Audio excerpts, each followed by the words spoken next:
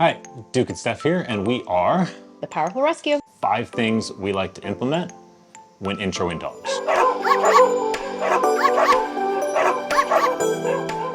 So first and foremost, we have to say this, we are not professional dog trainers.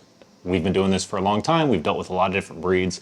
These are just things that we have picked up from other trainers, things that we have utilized that we have found to be extremely effective in introing dogs and also keeping everyone safe.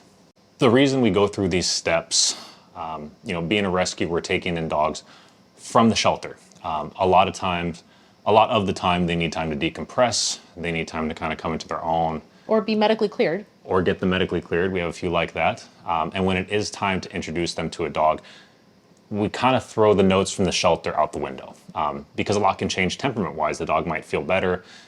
They might be more confident, or some behavioral things could come up. Right. So we never advise anyone, if you're adopting a dog from a rescue or a shelter, please do not just throw the dog into the backyard with your resident dogs. That's a recipe for disaster.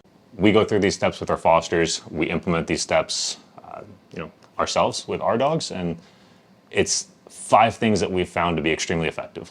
So when safely doing a dog intro, there has to be 2 people involved. You want not only the handlers, the people to be safe, but the dogs to be safe as well. If you live by yourself, then hopefully you can have a friend that comes over or the rescue comes over to properly intro the dog. But there should be 2 people involved. If you don't have another person, that could be a video for another time. But to safely do this, 2 people must be involved and they must have control of the animal. Yes. If the dog is flustered and, barking and lunging at the end of the leash, then it is not the time to intro the dog. The Right. dog still needs to be decompressed. Try crate training the dog next to the resident dog so that they can share space with one another. So having control of the dog and the environment is step 1. Right. That always comes first. Number 2, this is not about getting the dogs to play. As great as that would be, not every time you do a dog intro is it going to be a 30-minute, hour-long thing where everything goes perfectly and you could drop leashes and the dogs get along and play. That does happen. But on occasion. That's not the goal of this intro. This is an initial intro where you want to see how the dogs react, if they can share space together, if they can walk together and kind of coexist. 99% of the time, if dogs can share space together, if they can do a pack walk together, they will learn to get along. It's very, very rare that you have a truly aggressive dog that can't share space with another dog. We use the word aggressive very rarely. You have selective and reactive. And those come with their own set of problems, but you can work through those things. If a dog is truly aggressive when we use that word, it means they cannot share space. They cannot go up and sniff a dog's butt without trying to lunge, nip, bite them. So that's a very rare thing. So the goal of this intro is just to get them to share space, to be able to walk next to one another. A great example of that would be just think of it as your first day at work. You're not going to tell your new coworker your deepest, darkest secrets, right? You want to create rapport, respect, be able to share space, and then you might go out to lunch together, and then you might go and have like a drink together. So you create a friendship, you create respect, mutual respect in a controlled environment, right? And then a relationship can build from that. Right. Number 3, pack walks. Pack walks are a big one for us. Yes. So the way we like to start anytime we're doing a dog intro is typically we will meet at a neutral site.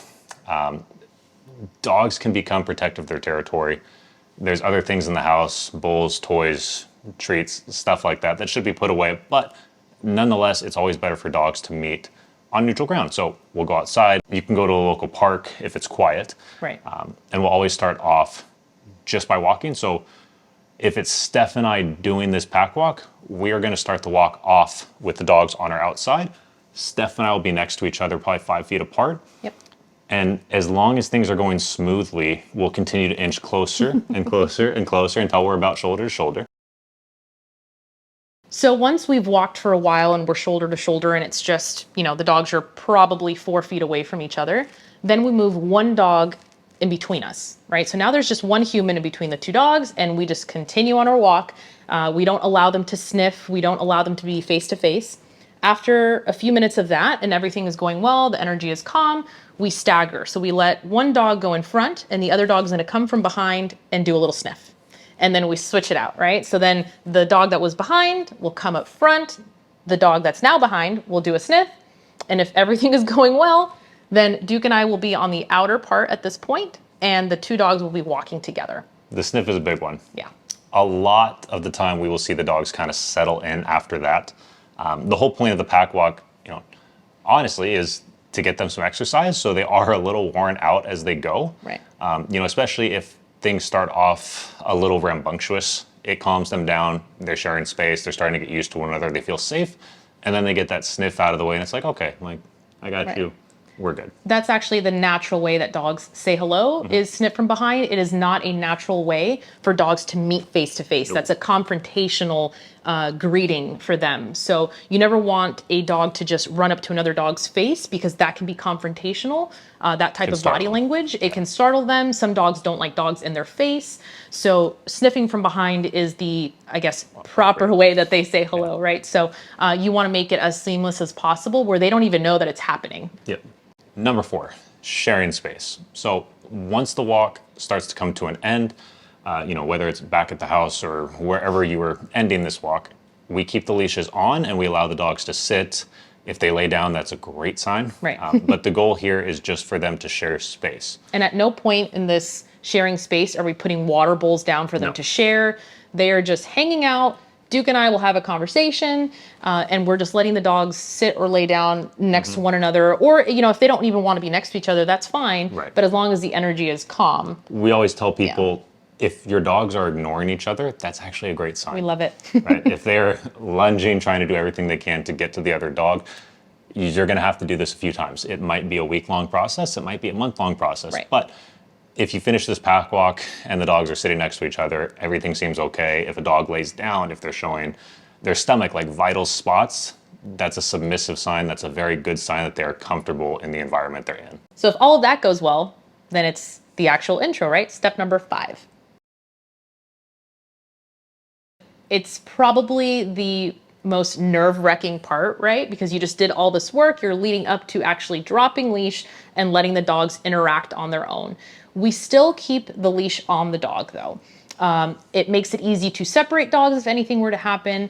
But most of the time that we've done these intros in the way that we do them, dogs will just kind of go out on their own and are sniffing and kind of ignoring each other, because the ultimate goal is for dogs to respect one another and have boundaries with one another, right? So if we get to step 5 and everything is going well, we always tell potential adopters, fosters, even though the dogs are sharing space and they're respecting one another, we like to keep the leash on for at least a week in the house, because that is the time period where dogs are learning each other's boundaries and the type of play style that one likes or doesn't like, right? So it's an easy way to separate and correct dogs if needed.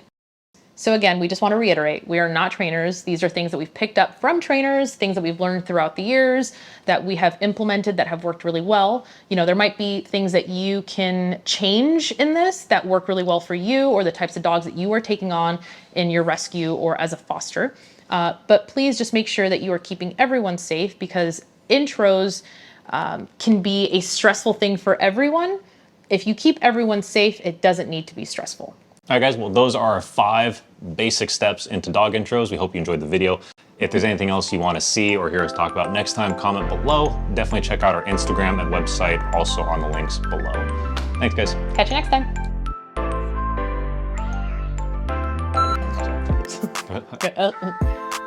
These two are more interested in person than they are in each other. Fucky sakes.